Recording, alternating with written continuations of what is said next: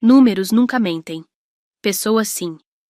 Foi essa certeza que me guiou durante os 182 dias, entre o momento em que ouvi meu pai e minha irmã planejando me expulsar de casa e a noite em que explodi a vida deles durante um brinde de aniversário. Filha, o namorado da sua irmã irá morar conosco.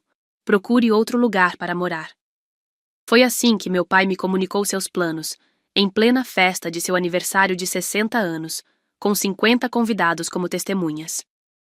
E como toda boa analista financeira, calculei friamente minha resposta. Eu não tenho dinheiro para sair daqui. Gastei tudo no mês passado comprando essa casa. Nunca esquecerei a expressão deles quando coloquei a escritura sobre a mesa. Agora me pergunto, a vingança que planejei por 6 meses valeu mesmo a pena ou há um preço mais alto a pagar? Deixe-me contar como cheguei até aqui.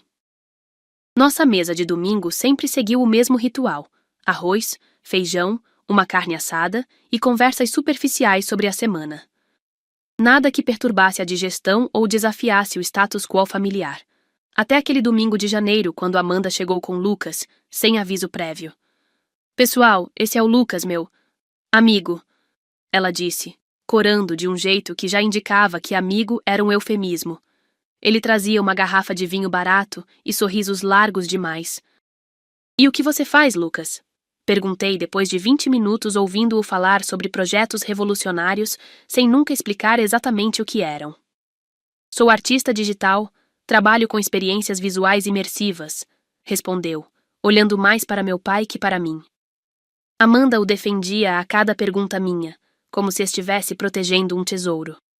Meu pai, normalmente crítico com desconhecidos, parecia encantado com as histórias sobre o futuro da arte digital. Naquela noite, abri um novo caderno e escrevi a data na primeira página.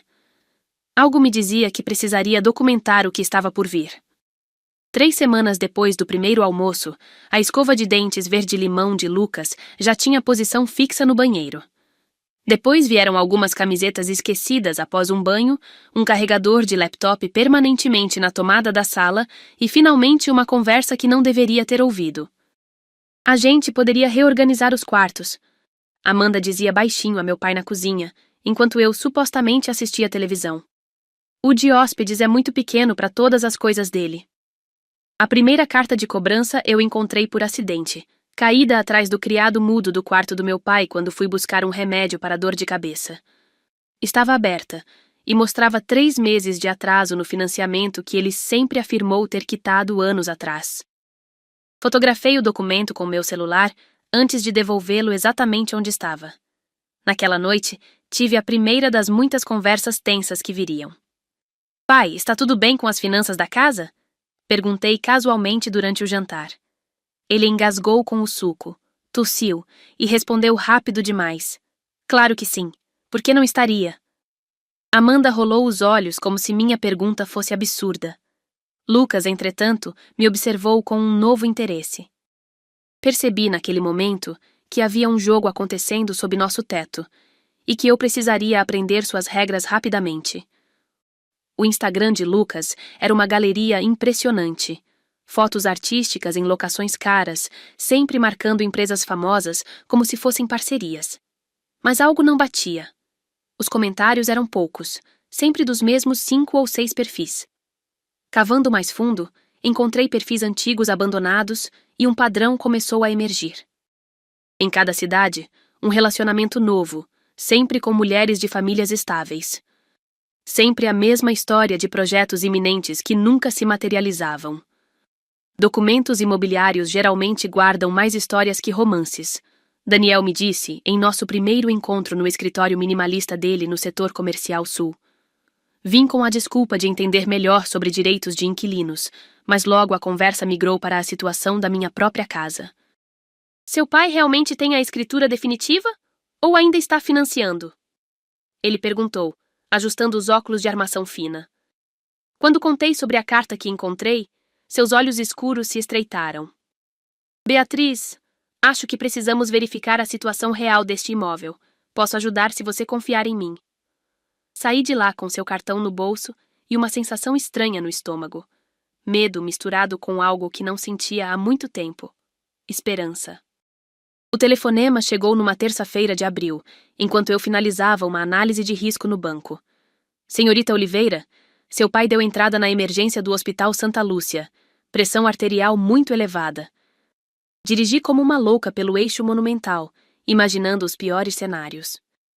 No hospital, encontrei Amanda chorando dramaticamente no corredor, com Lucas confortando-a de forma quase ensaiada, como se estivesse posando para uma foto que ninguém estava tirando.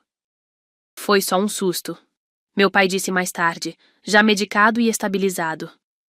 Amanda havia saído para comprar algo na lanchonete, e Lucas foi ao banheiro. Estávamos finalmente sozinhos. Pai, por que você escondeu que a casa ainda está sendo financiada? Perguntei diretamente, aproveitando sua vulnerabilidade momentânea. Seus olhos cansados se arregalaram, depois baixaram em derrota. Como você... Começou, mas interrompeu-se. Não queria preocupar vocês. Tive que refinanciar há alguns anos para cobrir umas dívidas. Fez uma pausa, respirou fundo. Lucas tem me ajudado a pensar em soluções criativas para nossas finanças. Meu coração gelou. Que tipo de soluções criativas um desempregado crônico poderia oferecer? E por que meu pai, sempre tão cuidadoso com dinheiro, confiaria nele em vez de em mim, a analista financeira da família? Naquele momento, decidi que minha investigação precisava se aprofundar. E rápido. Você deve ser Beatriz. A voz me surpreendeu enquanto eu esperava meu café na fila do Ernesto Café, perto do meu trabalho. Me virei e dei de cara com uma mulher da minha idade, cabelos cacheados presos num rabo de cavalo desleixado. Sou Júlia, ela completou vendo minha confusão. És do Lucas. Meu primeiro instinto foi sair dali. Drama de ex-namorada não estava nos meus planos para aquela manhã de maio, mas algo no olhar dela me fez ficar. Ele já está morando com vocês, não é? 50 minutos e 2 cafés depois, a matemática finalmente fechava. Lucas tinha um padrão tão previsível que seria cômico se não fosse trágico. Começa com pequenos empréstimos, depois sugere ideias para ajudar com problemas financeiros da família. Júlia explicou, mexendo nervosamente no açucareiro. Quando percebi, ele tinha convencido meu pai a investir todas as economias da aposentadoria num negócio revolucionário que nunca existiu. Ela empurrou um envelope para mim. Aqui estão cópias de 3 boletins de ocorrência contra ele. Não foram adiante porque as famílias ficaram envergonhadas demais para prosseguir. Guardei o envelope na bolsa, agradeci e saí com uma certeza. Precisava encontrar mais provas antes que fosse tarde demais para minha família também. Dona Beatriz, aquele moço mexeu nas gavetas do seu pai ontem quando vocês saíram para o aniversário da sua tia. Teresa me contou isso enquanto dobrávamos lençóis juntas, num sussurro tão baixo que quase não ouvi. Seus olhos, emoldurados por rugas profundas, mostravam genuína preocupação. Em seus 25 anos trabalhando conosco, Teresa nunca fez fofoca ou intriga. Se ela estava quebrando seu código de silêncio agora, a situação era grave. Pode me ajudar a descobrir o que está acontecendo, Teresa? Perguntei, sabendo que ela tinha acesso a cantos da casa e conversas que eu jamais teria. Ela assentiu lentamente, como se estivesse tomando uma decisão importante. Sua mãe ia querer que alguém cuidasse dessa casa direito, respondeu simplesmente. Nessa mesma semana, Daniel me enviou os resultados da pesquisa nos cartórios. O apartamento ainda tinha um financiamento ativo, renegociado 3 vezes nos últimos 5 anos. E o pior, havia uma cláusula de alienação que eu nunca imaginaria. Se meu pai atrasasse mais 3 parcelas, o banco poderia leiloar o imóvel sem aviso prévio. 2 dias depois, Amanda me confrontou no corredor. O que você tanto conversa com a Teresa? E por que está xeretando os documentos do papai? Sua voz oscilava entre raiva e medo. Percebi que não era a única jogando esse jogo de investigação. Beatriz, o que exatamente você quer encontrar? Meu pai bloqueava a entrada do seu quarto, braços cruzados e expressão fechada que não via desde a adolescência. Era uma noite quente de agosto, e eu havia sido descuidada ao vasculhar suas gavetas, enquanto ele supostamente estava no cinema com Amanda e Lucas. Só quero entender por que você esconde a situação financeira da casa de mim, que sou analista financeira, mas compartilha com um desconhecido que apareceu há 6 meses, respondi, mantendo o tom calmo que uso com clientes nervosos no banco. Lucas entende de investimentos alternativos que podem nos ajudar rapidamente, meu pai respondeu, sem me olhar nos olhos. Além disso, ele e Amanda estão planejando ficar juntos, construir uma vida. Ele praticamente já é da família. Uma risada escapou da minha garganta antes que pudesse contê-la. Pai, ele não paga nem a própria conta de celular. O plano dele está no nome da Amanda desde março. Senti uma presença atrás de mim e virei para encontrar Lucas parado no corredor, sorrindo como se tivesse ouvido um elogio. Sempre prestando atenção nos detalhes, né, Bia? Havia algo predatório naquele sorriso. Talvez você devesse procurar seu próprio lugar. Claramente precisa de mais espaço. Naquela noite, notei que minha coleção de livros de análise financeira havia sido reorganizada, com os 3 mais valiosos misteriosamente desaparecidos. A notificação do banco chegou numa quinta-feira de setembro, em envelope oficial endereçado a Paulo Oliveira. Teresa o interceptou e me entregou antes que chegasse às mãos do meu pai. Na linguagem fria de notificações bancárias, estava lá. O apartamento iria a leilão em 45 dias por falta de pagamento de 6 parcelas consecutivas. O pânico inicial deu lugar a uma clareza que não sentia há meses. Liguei para Daniel imediatamente. Existe uma maneira legal de você comprar o imóvel no leilão, mas precisaremos agir rápido e com absoluta discrição. Daniel explicou enquanto caminhávamos pelo parque da cidade, longe de ouvidos familiares. O banco onde trabalho poderia fornecer um empréstimo com condições especiais para funcionários, cobrindo 70% do valor. O restante viria das minhas economias de 6 anos, todo o dinheiro que guardei vivendo com meu pai, ironicamente. Tem certeza que quer fazer isso, Beatriz? É uma quantia significativa. A mão de Daniel tocou levemente meu ombro, um gesto de preocupação genuína. Por um momento, imaginei desistir de tudo, pegar esse dinheiro e recomeçar longe daquela família disfuncional. Mas então lembrei da expressão da minha mãe nas poucas fotos que tenho dela, sempre olhando para nossa casa com um orgulho que transcendia o material. Tenho certeza, respondi. Algumas coisas valem mais que dinheiro. O que eu não disse em voz alta foi o complemento desse pensamento.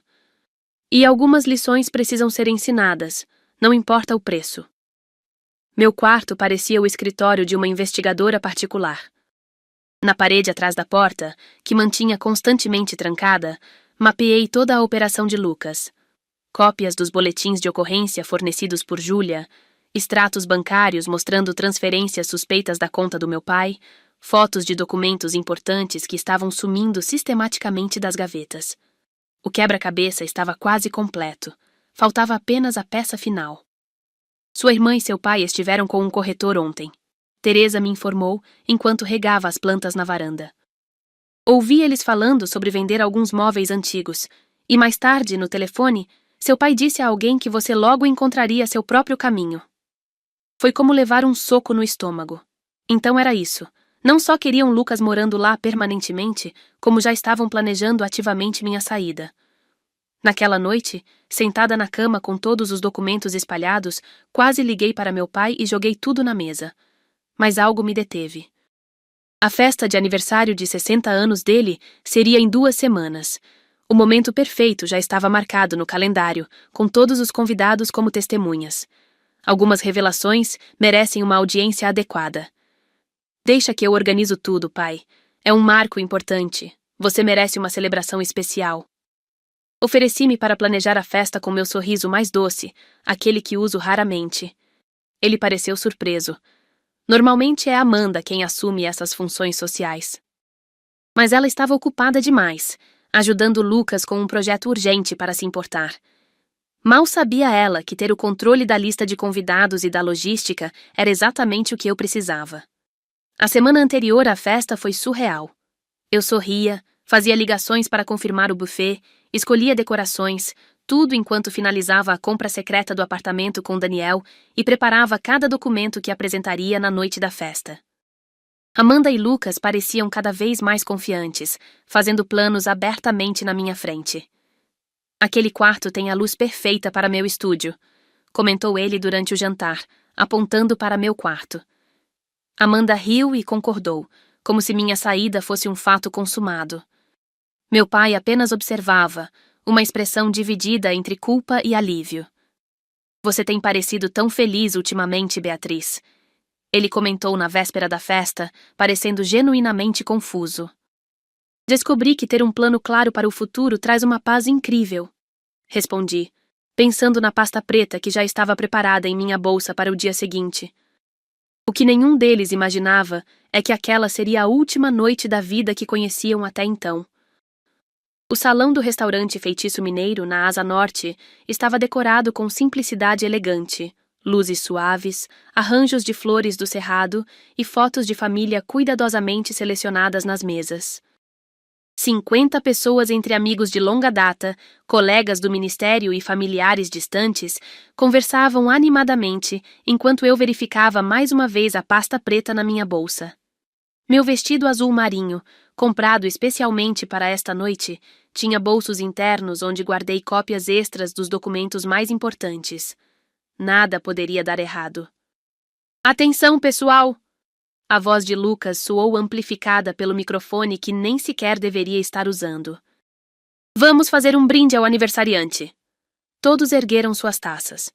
Meu pai levantou-se, sorrindo emocionado, e pegou o microfone. Olhou para mim por um instante. Vi um lampejo de hesitação em seus olhos, antes de direcionar o olhar para todos os convidados. Obrigado por estarem aqui nesta data especial. Tenho um anúncio importante. Fez uma pausa dramática. Lucas, namorado da minha filha Amanda, vai se mudar definitivamente para nossa casa. Então, olhando diretamente para mim com uma firmeza ensaiada, completou. Filha, o namorado da sua irmã irá morar conosco. Procure outro lugar para morar. O silêncio que seguiu foi quebrado apenas pela risada estridente de Amanda.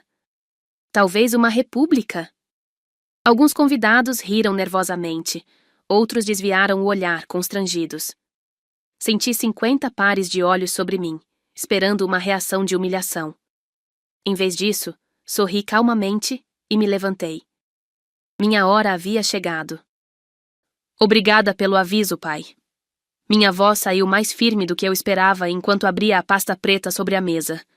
Mas receio que houve um mal-entendido sobre quem deve procurar outro lugar. Retirei lentamente o primeiro documento. A escritura do apartamento, agora em meu nome, registrada há exatos 7 dias. Eu não tenho dinheiro para sair daqui. Fiz uma pausa, sentindo o peso do silêncio absoluto no salão. Gastei tudo no mês passado comprando essa casa. O som da taça de champanhe do meu pai se estilhaçando no chão pontuou minha revelação como um efeito sonoro perfeitamente cronometrado. Em seguida, coloquei sobre a mesa o relatório completo das dívidas, o comprovante de quitação do financiamento que fiz junto ao banco e, por fim, o dossiê sobre Lucas. Talvez vocês queiram dar uma olhada nesses boletins de ocorrência por estelionato em 3 cidades diferentes. Parece que nosso artista digital tem um portfólio bem diversificado. Lucas empalideceu visivelmente, seus olhos procurando freneticamente a saída mais próxima.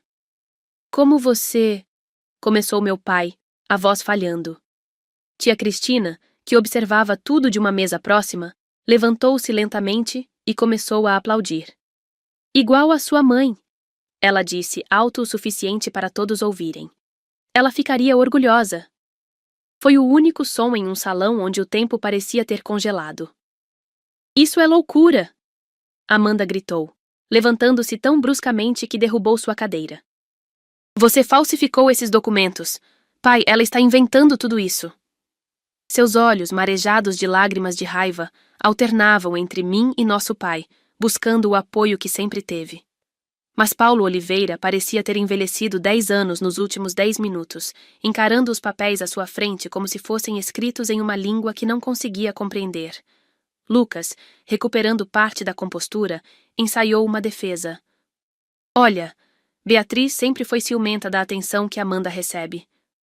Mas sua voz foi cortada pela de Daniel, que se levantou da mesa onde eu estrategicamente o havia posicionado. Como advogado que auxiliou neste processo, posso atestar a legalidade de todos esses documentos. Enquanto Lucas tentava discretamente se dirigir à saída, 2 homens que eu nunca havia visto antes bloquearam seu caminho. Senhor Mendonça, Gostaríamos de conversar sobre algumas pendências em Belo Horizonte. Eram investigadores que Júlia havia mencionado, e que eu convidei para a surpresa de aniversário. Tia Cristina se aproximou, colocou a mão no meu ombro e disse alto o suficiente para as mesas próximas ouvirem. Helena teria feito exatamente o mesmo. A menção ao nome da minha mãe fez meu pai finalmente levantar os olhos dos documentos, e o que vi ali não foi raiva, como esperava, mas algo muito mais complexo: reconhecimento. Janeiro trouxe um silêncio que nunca havia experimentado em nossa casa. As paredes bege do apartamento no plano piloto, antes apertadas para 4 pessoas, agora pareciam se estender infinitamente ao meu redor. Amanda saiu no dia seguinte à festa, levando Lucas e 2 malas enormes, jurando nunca mais falar comigo. Meu pai, após 3 dias de silêncio absoluto, mudou-se temporariamente para o apartamento de seu amigo Carlos em Águas Claras, deixando apenas um bilhete curto. Preciso de tempo para processar tudo. Deixei as chaves com a Teresa. As noites eram as piores. Eu vagava pelos cômodos vazios, questionando minha vitória. O relógio de parede da sala, presente de formatura da minha mãe para meu pai há décadas, parecia bater mais alto no silêncio. Você fez o que precisava fazer, Daniel me dizia ao telefone. Sua voz um conforto inesperado nas noites mais difíceis. Ele se ofereceu para vir, para ficar comigo, mas algo em mim precisava enfrentar aquele vazio sozinha. Era como se estivesse finalmente conhecendo a casa e a mim mesma, sem o barulho constante da aprovação que nunca recebi. Teresa continuava vindo 3 vezes por semana, a única constante nesse novo mundo. Dona Helena também passou por um período assim, sozinha nesta casa, antes de conhecer seu pai. Ela comentou enquanto limpava o pó dos porta-retratos. Algumas mulheres precisam encontrar seu próprio silêncio antes de ouvir sua verdadeira voz. A campainha tocou às 23h17 de uma terça-feira chuvosa de março. Pelo olho mágico, vi Amanda encharcada, maquiagem borrada e sem as malas que havia levado. Abri a porta sem dizer nada, e ela entrou igualmente em silêncio. Ficamos assim por quase 1 minuto, o som da chuva preenchendo o vazio entre nós. Ele sumiu com meu cartão de crédito e meu notebook. Ela finalmente disse, a voz rouca: "Estou sem lugar para ficar. Existem 10 tipos de eu te avisei, e estou me controlando para não usar todos eles agora." Respondi, indo até o armário pegar toalhas. Amanda riu, um som triste e quebrado que nunca tinha ouvido dela antes. Enquanto secava os cabelos na cozinha, ela começou a falar. Primeiro em frases curtas entrecortadas por lágrimas, depois em um fluxo contínuo de revelações.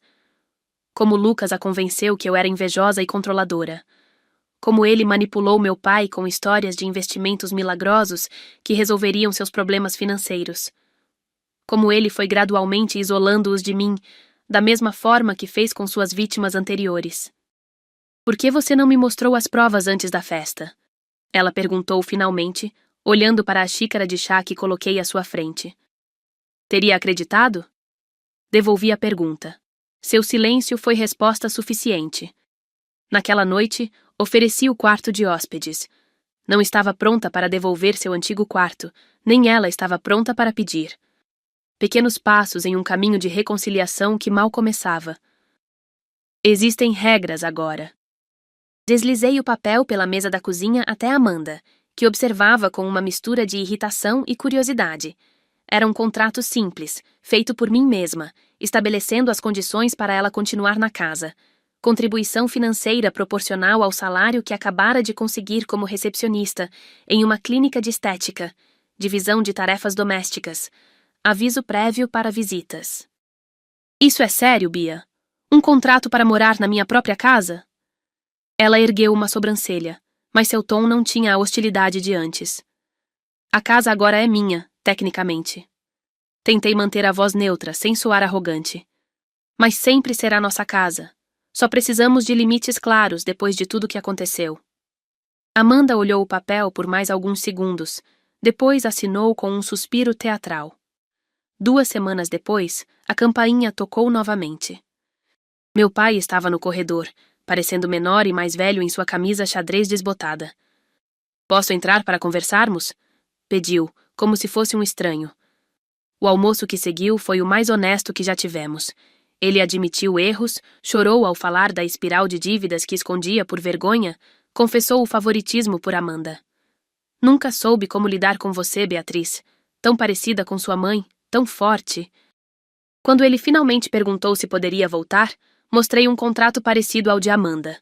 Ele riu entre lágrimas. Você realmente é uma analista financeira até o fim. Assinamos os papéis sobre a mesa onde tantas refeições silenciosas aconteceram, enquanto Teresa sorria discretamente da cozinha. Começou com uma parede. Esse tom de amarelo é horrível desde que me mudei para cá aos 10 anos. Declarei um sábado, segurando rolos de pintura e latas de tinta azul acinzentada. Amanda, surpresa com minha iniciativa estética, normalmente território dela, juntou-se hesitante.